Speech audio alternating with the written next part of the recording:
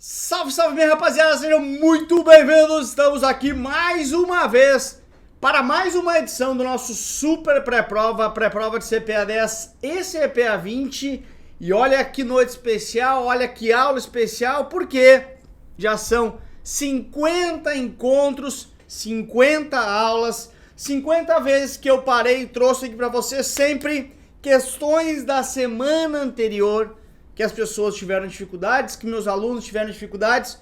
Então eu parei, recrio essas questões, trago aqui para vocês, ou seja, sempre atualizações constantes, toda semana questão novinha aqui para você. Lembrando que tudo isso depois vai lá para o nosso curso, tudo isso depois vira atualização do nosso curso. Não à toa, nós somos os cursos que mais aprova nesse país. Então galera, muito bacana, assim, eu fiquei reflexivo quando eu estava criando essas questões, porque, poxa, 50 encontros de pré-prova, 50 vezes que a gente parou para entregar conteúdo aqui para vocês, e isso não existia. Os alunos, até antes de a gente criar isso aqui, fomos nós que criamos, melhor dizendo, os pré-provas. O aluno simplesmente estudava, marcava sua prova, ia sozinho, e a gente parou, criou os pré-provas, criou esse conteúdo para estar junto com vocês na porta da prova. Então, pô, eu acho que esse vídeo aí merece um like, já deixa o like, vamos começar bem já deixa um like aí pra saber que você tá gostando, e preciso te dizer também que aqui embaixo, na descrição dessa aula, você tem o link do canal do Telegram. No canal do Telegram é onde eu envio sempre o PDF dessas questões, para você tentar resolver sozinho, sozinha antes, e depois vem aqui pra aula pra gente conversar, tá bom? Tem também o WhatsApp do estagiário, basta chamar ele aqui nesse WhatsApp se você tiver qualquer dúvida. Tem também, né, e isso é uma inovação nossa também, de estar próximo de vocês, aulas nossas no Spotify, no Deezer e todas as outras plataformas de áudio.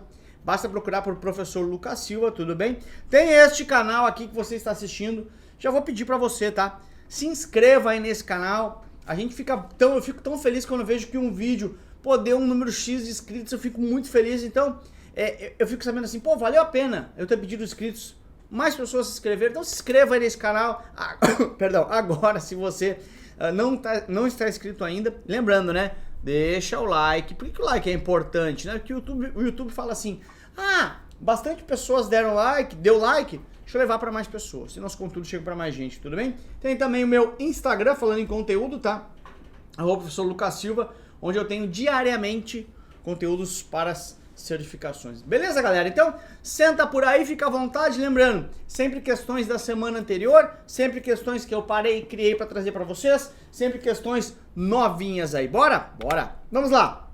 Começamos aqui, tá? Uma questão só de CPA 20, né? As próximas você vai ver que tem um quadrinho aqui do lado com CPA 10. Lembrando que CPA 10 e CPA 20 utilizam, né? O mesmo banco de questões para aqueles temas que são cobrados nas duas, tá? Então vamos lá. O estagiário está analisando, lembrando, tudo novinha, tá? 3 instituições financeiras conforme abaixo. Eu tenho aqui 3 bancos, A, B e C, e cada um deles com o seu índice de Basileia. Sobre o risco de crédito dessas instituições, podemos afirmar que, bom, vocês entenderam o que é esse índice de Basileia, tudo bem? Pensa comigo o seguinte, tá? Dentro de uma instituição financeira, tá bom? Você tem uma divisão, né? Que é a seguinte, por exemplo, olha, isso aqui é capital próprio, isso aqui é capital de terceiros, tá? O que seria capital de terceiros, que é capital próprio? Capital próprio, como o próprio nome diz, é capital, meu dinheiro. É o meu dinheiro que eu coloquei na operação. Capital de terceiros é um dinheiro que eu peguei de alguém. Alguém me emprestou esse dinheiro, ok? Ao investidores me emprestar esse dinheiro, capital de terceiros, de outras pessoas, beleza? Maravilha, legal. Ou seja, isso que é capital de terceiros, então, tá? Deixa eu circular bem aqui para ficar bem claro. Isso que é capital de terceiros, né? Essa parte aqui da constituição do patrimônio de um fundo, é bom, né? De uma instituição financeira. O que é capital de terceiros? Isso é mais arriscado para a instituição financeira. Por quê? Porque essa parte de capital de terceiros muito grande isso aqui, né? Essa parte de capital de terceiros é dívida, né? A instituição financeira deve dinheiro para alguém. Então, por exemplo, a instituição financeira quebrou, fez investimentos errados, porque esse dinheiro está aqui para ser investido, para ser emprestado, a instituição financeira quebrou. O meu capital próprio é meu prejuízo, ok? Mas o capital de terceiro, além de eu não ter esse dinheiro que eu quebrei, eu ainda devo dinheiro. Eu ainda tenho que pagar a minha dívida. Então, o índice de Basileia, por exemplo, um banco que tem índice de Basileia de 20%, significa o quanto que esse banco tem de capital próprio. Então, por exemplo, tá? Pegar aqui uma constituição de uma instituição financeira. Tá aqui, né, o patrimônio dele, beleza? Lembra, né? Nossa, eu tenho aqui capital de terceiros, tenho aqui capital próprio. Vamos supor que tá bem dividido ao meio ali, então é 50% de capital próprio, 50% de capital de terceiros, né? Vamos ter um pouquinho de boa vontade, vamos parecer que foi meio a meio, tudo bem? Nesse caso, o índice de Basileia desse banco é 50. Por quê? Porque ele tem 50% de capital próprio. Então o índice de Basileia diz o quanto que ele tem de capital próprio, de dinheiro meu. Ou seja, se eu tenho um índice de Basileia de 20%, portanto, eu tenho capital de terceiros de 80%. Ou seja, eu tenho 80%, quando eu tenho um índice de Basileia de 20%, 80% em dívida, ok? Então, quanto mais alto o índice de Basileia, mais dinheiro meu eu tenho dentro da operação. Mais seguro é esse banco, porque eu devo menos dinheiro. Quanto menos eu devo, menos risco eu tenho. Então, o que a prova perguntou para você, ok? Na semana passada. Ele deu, o banco A tem 19% índice de Basileia, ou seja, 19% do total do dinheiro é dinheiro do banco. O banco B tem menos, tem só 7%. E o banco C tem menos ainda, só 3%. Ou seja, o banco C tem 97% de dívida. Porque ele tem só 3% de índice de Basileia, só 3% de capital próprio. Então ele pergunta o seguinte, olha, sobre o risco de crédito, ou seja, o que é risco de crédito? C de calote. Sobre o risco de calote, o que a gente pode afirmar? Qual que é a instituição que mais tem chances de dar calote? A C. Porque a C está com 97% de dívida. Só 3% de capital próprio. Então, qual que é o maior risco de crédito? É o C, depois o B, depois o A. Porque o A tem 19% de capital próprio. Ok? Então, sobre o risco de crédito, pode-se afirmar que C é maior que B e B é maior que A. Porque A é o banco que mais tem dinheiro próprio, mais tem caixa dele dentro do patrimônio, da composição do patrimônio desse fundo, tá bom? Então o índice de Basileia vai me dizer quanto que de capital próprio eu tenho. Simples assim. Beleza? C de casa aí pra você.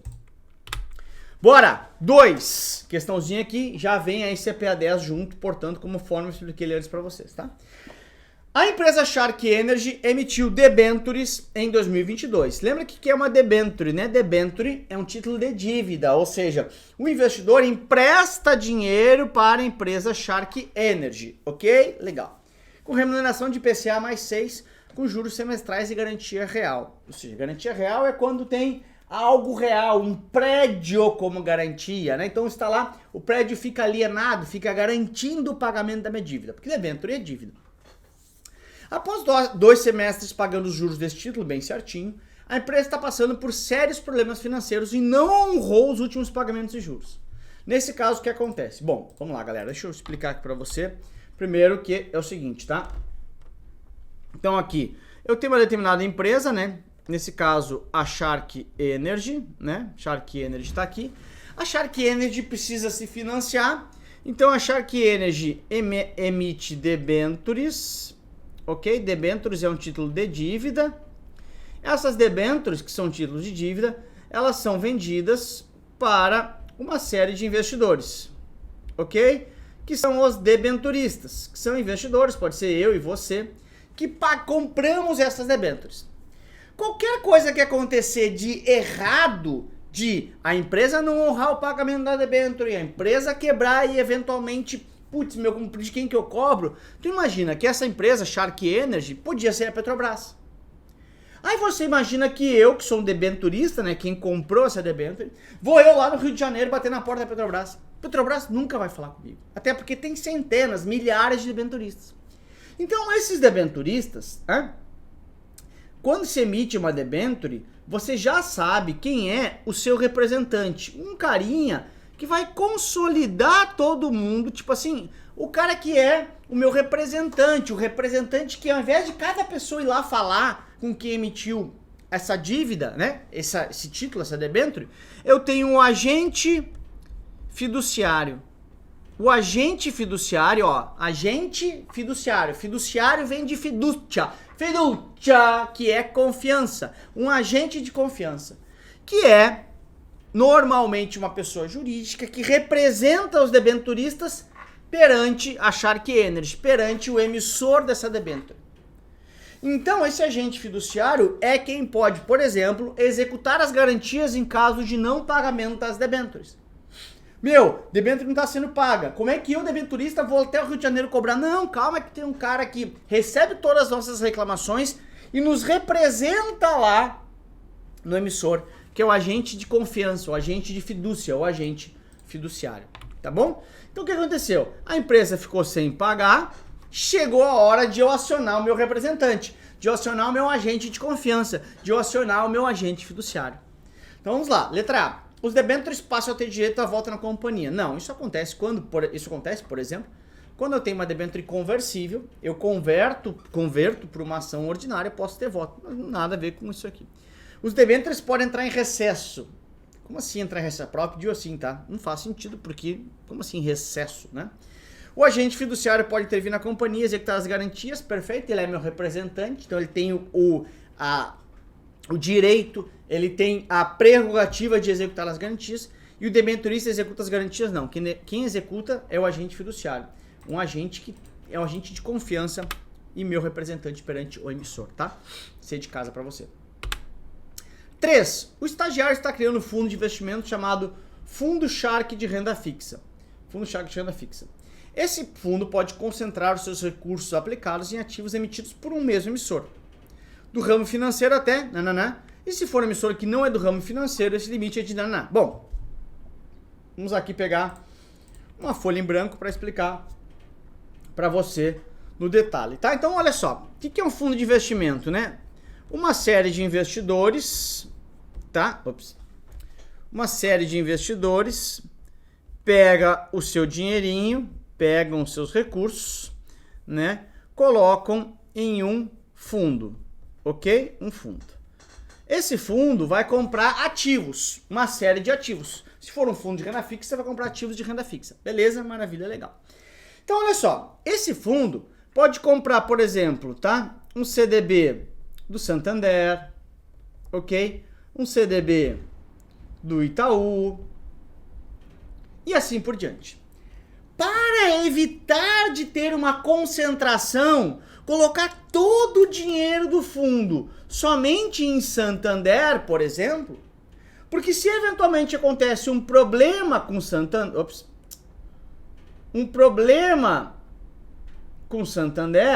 e o Santander quebra, e se eu tivesse 100% concentrado em Santander, o fundo quebraria também, ele deixa ter limites de concentração, que é o limite máximo para concentrar num único emissor de um título. E esses limites de concentração é o seguinte, 20% quando for instituição financeira e 10% quando for instituição não financeira. Porque uma instituição financeira tem regras de Basileia, por exemplo, tem o Banco Central em cima, então tem menos chance, teoricamente, de quebrar do que alguém que não é uma instituição financeira. Então, quais são os limites de concentração? 20% quando o emissor é o Santander, o Bradesco, o Itaú, ou seja, o BTG, em uma instituição financeira, e 10% a metade quando é uma instituição não financeira, Gerdau, Vale, etc. Tudo bem? Então, é só a gente completar essa lacuna aqui, né? E a gente não passa muito trabalho. 20% se for 20% se for do ramo financeiro, e se não for do ramo financeiro, até 10%, portanto, há de amor para você. Então, eu te expliquei a parte decoreba, 20 para financeira, 10 para não financeira, expliquei o motivo. Uma instituição financeira tem mais, teoricamente, mais fiscalização, obrigado, tem mais fiscalização, tem o Banco Central em cima, então tem menos chances de quebrar, teoricamente, beleza? Legal, né? Bora para mais uma? Bora, vamos lá. 4. O estagiário é um investidor bastante conservador, está montando uma carteira composta por vários títulos. Ele colocou mais de 50% da carteira em um título do tipo zero cupom, que é negociado com deságio sobre o valor de face. Que título é esse? Moçada, falou em título zero cupom, é o título que não tem, né, taxa de juros periódicos, perdão, não tem pagamento de juros periódicos, né? Que eu tenho títulos que pagam juros periódicos semestralmente, que são os cupons, e tipo de título zero cupom é título sem pagamento de juros periódicos. Ou seja, paga tudo lá no final, paga tudo lá no resgate. Maravilha, legal. Aí o que acontece? Tem um título que eu resgato sempre o seu valor de face, que é de 1.000. Valor de face 1.000. Ó, valor de face, na face dele é 1.000. Lá no meu resgate é 1.000. O valor de face, eu tenho esse macetinho, ó, valor de face, ó, VF, valor de face, VF, valor futuro. Ou seja, no futuro eu resgato 1.000. E eu pago aqui hoje, por ele, R$700, R$600, R$800. Estou simulando aqui, tá? Ou seja, eu compro ele com desconto sobre o valor de face. Com desconto sobre o valor futuro, desconto sobre o valor de face, desconto, deságio sobre o valor de face. Quando eu faço isso, eu paguei então 700, nesse exemplo aqui, ok? E vou resgatar 1.000. Ou seja, eu já sei qual é o meu ganho. Qual é o meu lucro? 300. O meu lucro está previamente fixado, pré-fixado. Então, qual que é o título que é pré-fixado? A LTN. Então, qual é o título que é negociado com deságio sobre o valor de face? Que eu já sei quanto que eu vou ganhar. É um título previamente fixado. Se eu ficar até o final, tá claro qual é o valor que eu vou ganhar. Então, a LTN, ela é negociada com deságio. Sempre com deságio sobre o valor de face. Eu sempre resgato 1.000 e vou pagar por cada uma, né? E vou comprar por menos de 1.000, com deságio, desconto. Tá bom? Qual é um título nada a ver, porque depende muito, cada qual é emitido de um jeito, não tem como cravar. NTNB é um título que paga juros mais inflação, então também vai ter uma atualização 3% ao ano, 4% ao ano, 5% ao ano mais inflação, não faz sentido. E LFT, ela pode ser negociada com ágio, que é ágio agiota, acréscimo, com deságio, que é desconto, igual a LTN, ou, eventualmente, ao par, né? Ao par ao par, tá bem certinho, preço justo. Então, sem desconto, sem acréscimo, pelo preço justo. Não, qual que é sempre com deságio? LTN, tá? E chegou a hora de ajudar ele, o estagiário mais famoso desse país. E o estagiário mais famoso desse país ganha por like. Então, poxa, deixa o like aí, né? Para o estagiário que vai gostar demais, tenho certeza que ele vai te agradecer. Deixa o like, porque segundo o estagiário, quem não deixa like não passa, tá? E também, preciso te dizer alguma coisa bem importante, que coloca na sua agenda, porque o MBA em Banking e Investment Advisor, o MBA 100% prático, eu estou abrindo de novo uma turma desse MBA, tudo bem? Terceira turma, já são mais de 500 alunos. Um MBA vivo, um MBA prático, um MBA 100% voltado para a sua carreira. Feito por profissionais do mercado financeiro para profissionais do mercado. Não é MBA que você bota um diploma na parede e fala assim, não sei para que eu vou usar isso aqui. 100% usável, com fórum ao vivo, aulas ao vivo inclusive. Que se você não conseguir ver na hora, não tem problema, vai para a plataforma depois. Eu dou aula nesse MBA inclusive, um MBA que vai transformar a sua carreira. Então coloque aí no dia 23 de outubro, às 20 horas, aqui embaixo. Além do dia 23, você colocar na sua agenda, tá? Às 20 horas. Eu vou abrir a nova turma, vai ter uma vantagem para quem estiver na live, tudo bem? Sorteio de bolsas também. Além disso, eu vou colocar aqui embaixo o link para você já vir pro meu grupo de WhatsApp do MBA, tá? Então, 23 de outubro, coloca meu nome na sua agenda. Vai valer muito a pena você... vai valer muito a pena você estar aqui conosco. Bora então para a questão 5. Olha só, o estagiário... Deixa eu pegar aqui. O estagiário acabou de ler no jornal Shark News a seguinte notícia. Questãozinha que caiu na semana passada. O IPCA em 24 deverá ser de 10% no ano. Tá um pouquinho espichado isso aqui, tá? Mas eu inventei, beleza. Bastante acima da meta de inflação determinada pelo CMN, tá? CMN determina a meta de inflação. Cabe ao Banco Central levar essa meta para bater essa meta, levar a inflação para a meta. Ao ler essa notícia, ele ficou bastante preocupado com a sua carteira de investimentos e procurou um planejador financeiro. Esse planejador orientou a realizar aplicações em títulos de longo prazo e que proporcionam proteção contra os efeitos da inflação. Então, olha só, sempre que você quiser se proteger de algo, você deve se juntar a esse algo. Nossa, estou com medo do dólar. Tenho que comprar dólar. Estou com medo da inflação. Tem que comprar inflação. Estou com medo do CDI. Tem que comprar CDI. E assim por diante. Então, entre os títulos presentes aqui, o único que protege contra a inflação é a NTN-B. E essa é a nossa resposta. Deixa eu falar. NTN-B, Nota do Tesouro Nacional Série B. O que ela paga? Ela paga, por exemplo, tá? Vou inventar aqui, tá? 6% ao ano, estou inventando essa parte, mais toda a variação do IPCA. IPCA é a inflação oficial do país. O que significa dizer isso? Significa dizer o seguinte, tá? Se o IPCA, se a inflação, que é o IPCA, for de 80%, eu ganho 6% mais 80%. Tenho toda a reposição da inflação. Se a inflação for de 10%, como o exemplo trouxe, eu vou ganhar 6% mais 10%. A parte dos 6%, né? De novo, tá? Eu estou inventando 6%, depende de como que está emitindo. Pode ser 3%, 4%, 5%, 7%, mas essa parte aqui, ela é fixa. Não que seja fixa em 6%, tá, galera? Pelo amor de Deus, mas ela é fixa quando ela emite. Comprou o título que tá pagando 6, comprou o título que tá pagando 4, é 4 mais IPCA, 6 mais IPCA, seja lá quanto for mais IPCA, mas isso não oscila mais. O que oscila é a parte do IPCA. Então, nesse exemplo que eu peguei 6%, eu vou ganhar sempre 6% de ganho real, 6% acima da inflação, 6% acima do aumento do preço médio dos produtos. Ou seja, ele me traz proteção contra a inflação. Sempre que eu quiser, tenho medo de algo, devo me juntar a esse algo, tudo bem? Então, NTN-B. A LCI não me trouxe qual remuneração ela vai estar pagando, e pode até ter uma LCI pagando 3% ao ano mais IPCA, tá? Aí daria proteção, mas não trouxe qual é a remuneração. LFT paga a Selic, então pode subir ou cair conforme com a Selic. Ah, mas aí não é um antídoto contra a inflação? Pode ser que a inflação dispare muito e a Selic não consiga acompanhar a tempo. E LTN é pré-fixado, também não me garante. A inflação pode ir para cima, tá bom? Então, dedicada a resposta para você. Se eu tenho medo de algo, devo me juntar a esse algo. 6. O estagiário estava em uma conversa com os amigos sobre decisões de investimentos. Após tomar 3 cervejas, ele soltou a seguinte frase. Eu gosto de investir da seguinte forma. Eu tomo o primeiro preço de comprar da ação como uma referência e a partir desse preço eu estimo, projeto o desempenho futuro da ação.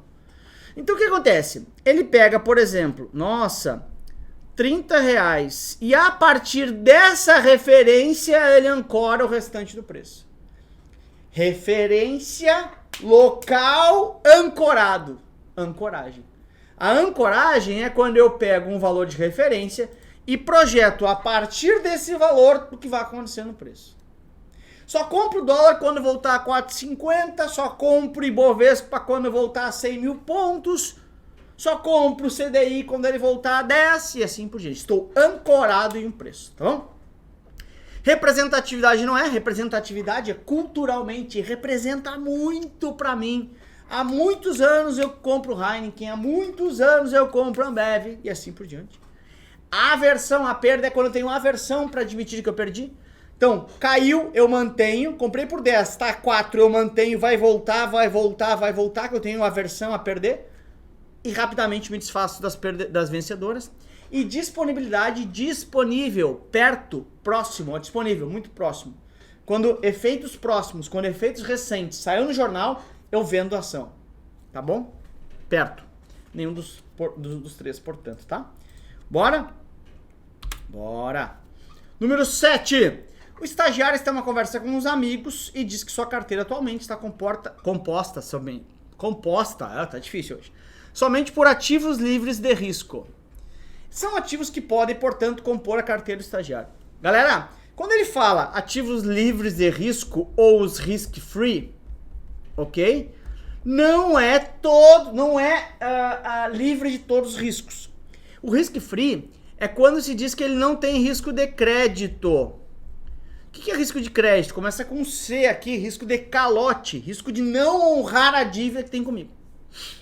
Quando você empresta dinheiro para um amigo, você está correndo o risco de crédito desse amigo, que é o risco dele dar calote e não devolver dinheiro.